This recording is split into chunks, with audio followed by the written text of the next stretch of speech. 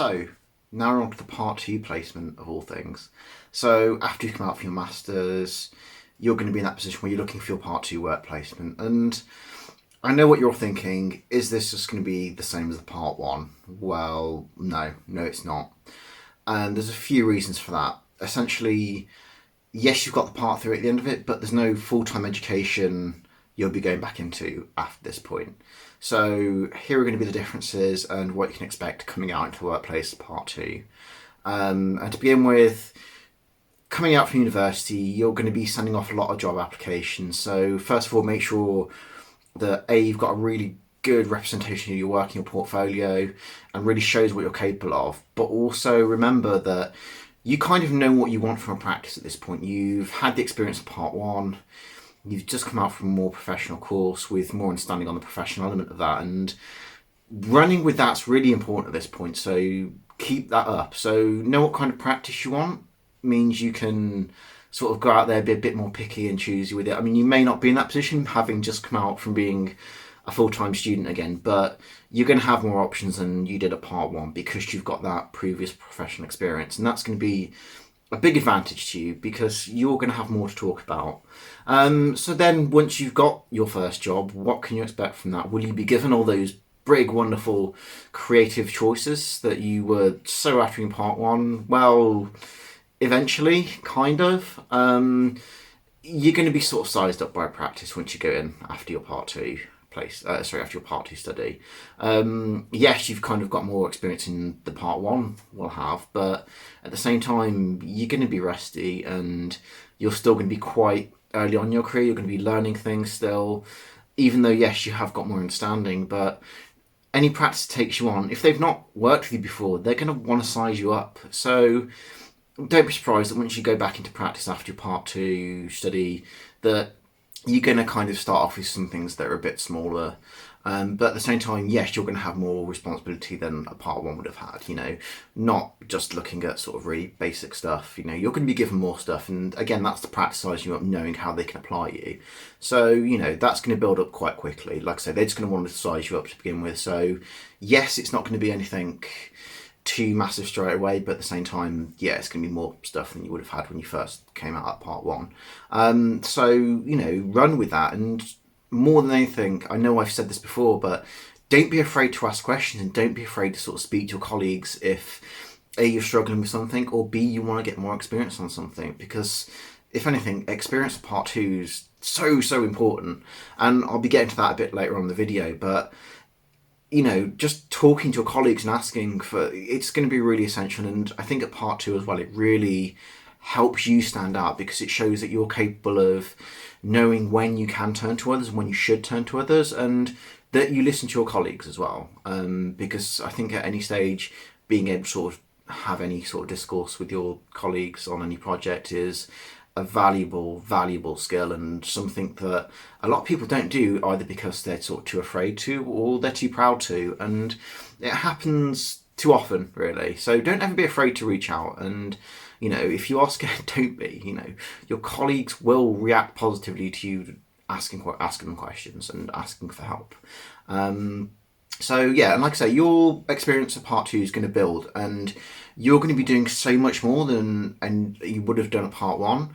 And I think for a lot of people as well, you're going to be gearing up for the part three. And one thing I will say straight off the bat is, don't go rushing straight into that part three. Don't look at, once you start your part two work placement, don't think, I'm going to gear up the part three next year or at a sort of given point. Because before you start the part three, you're going to want to make sure you've got all relevant experience that's necessary. And by this, I mean, with the PEDR logs and things like that. So, asking for extra experience on different sort of projects at different stages is going to be really important for that. So that brings us into the PDRs again. And yes, we've discussed this before in the part one video, but at part two, there's a bit more that sort of needs to be elaborated on with these. And essentially that is making sure you've covered all your bases as much as you possibly can with PDRs. At part two, there's no limit to the amount of PDRs you can have. So, you can keep running with them. And if you want to do more than sort of having those sort of 24 months logged, you can, there's nothing stopping you within that. And I think if you have that, that gives you more to work with as well.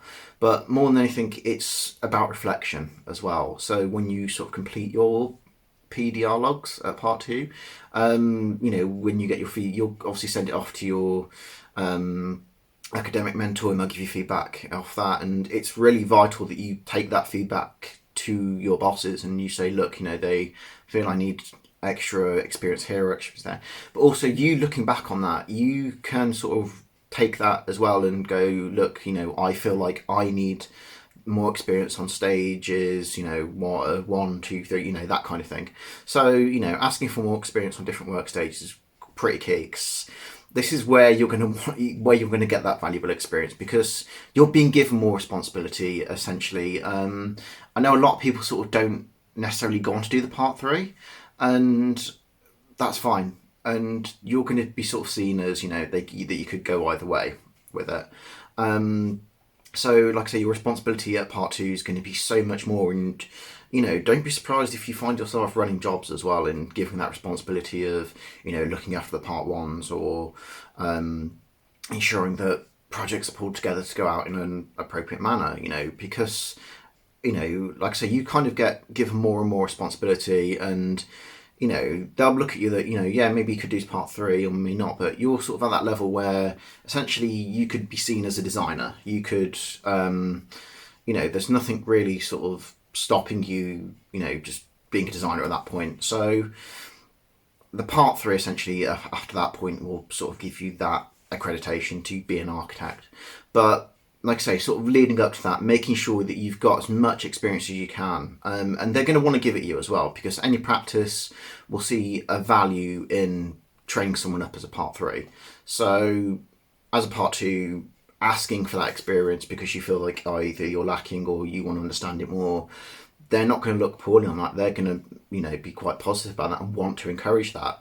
So asking for that, it's definitely worth your time to do that. So that's kind of my advice there. And stay on top of the PDR logs. I've said it again before, but making sure that you submit them on time so you've got more to work with at part 3 is just going to really give you an advantage. But like I say, what else will you be working on at part 2? Well, like I say, you start small and build up, but you'll, kind of go through a lot of things. So you'll be working on more things at planning, more things at sort of technical design, and also things on site. I mean, you're more likely to be shadowing someone on site to begin with. I mean, especially if you're, only sort of doing a part 2 that's going to last 1 or 2 years, likely, you won't be running anything on site, but, it happens. So, but like I say, more likely you'll be shadowing someone on site, because these are people with more experience, and especially something run in a traditional contract, you're likely to sort of have them with more experience on submitting architect's instructions and things like that. So, really learn from those people when you sort of go out to site with them and things like that. But like I say, with the more technical stuff, you'll be seeing that through a bit more as well. And likewise at planning. You're more likely to be trusted with more important things, such as speaking directly to the client. That definitely happened more for me at part 2 than it did at part 1. And also actively dealing with the planning officer as well. Again, things that might have happened in part 1, but you're going to find that there's more trust in you to do those things at this point.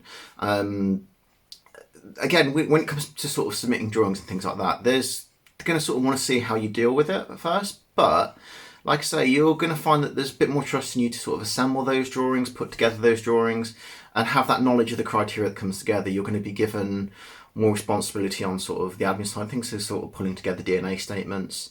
And, part 2's essentially, once you've done the part 3, you've kind of got the accreditation to call yourself an architect, but essentially up until that point, you're going to be sort of still working as a part 2.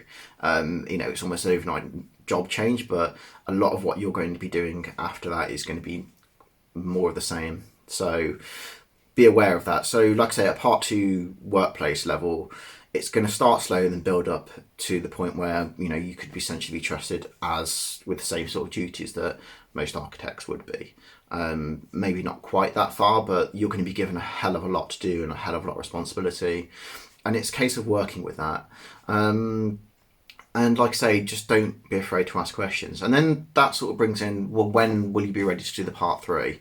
And what should you be aware of at that point? Well, like I say, don't jump straight to part three because it's the thing that can easily trip you up.